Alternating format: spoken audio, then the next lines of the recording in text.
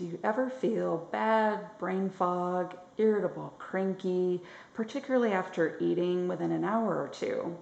You may have just consumed mold, because mold, unfortunately, and its toxins called mycotoxins can leak through our gut and cause an inflammatory reaction in our body. And inflammation can make you feel bad, but remember it also contributes to a lot of health problems.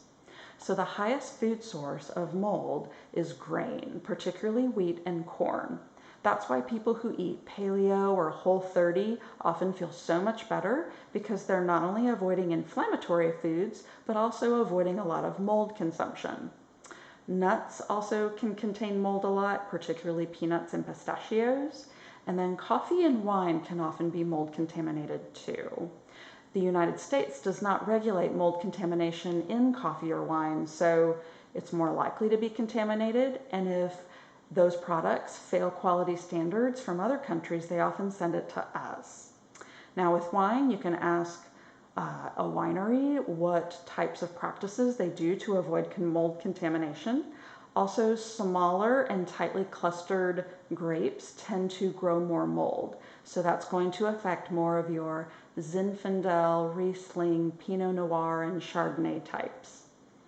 Coffee, I'm never discouraging coffee intake, because there is a lot of antioxidant benefits to consuming coffee, but you don't want to negate it by consuming a lot of mold. So I would avoid a lot of instant, cheaper brands, older, just less fresh coffee. I would avoid coffee blends, and I recommend avoiding coffee machines, because they're almost impossible to clean out and can really grow mold.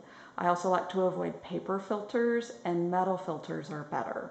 The best quality way to make and consume coffee is the good old-fashioned coffee press. Just buy and grind your own beans, pour hot water over it, and press. You can also buy beans from higher elevations that are less likely to grow mold, like Central America.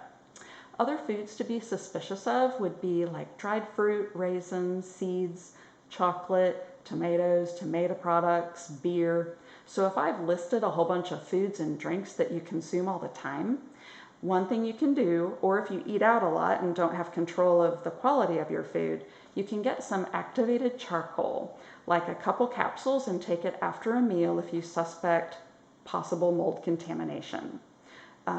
Activated charcoal does bind up a lot of toxins, particularly mycotoxins, so that you don't absorb them as much.